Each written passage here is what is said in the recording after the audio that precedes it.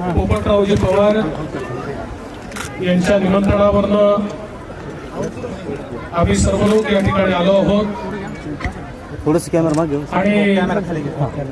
आपल्या सर्वांचे श्रद्धास्थान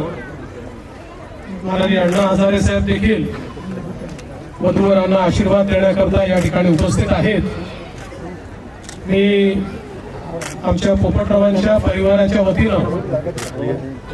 सर्वांचं अतिशय मनपूर्वक स्वागत करतो आणि वधूवरांना शुभेच्छा देतो की ईश्वराने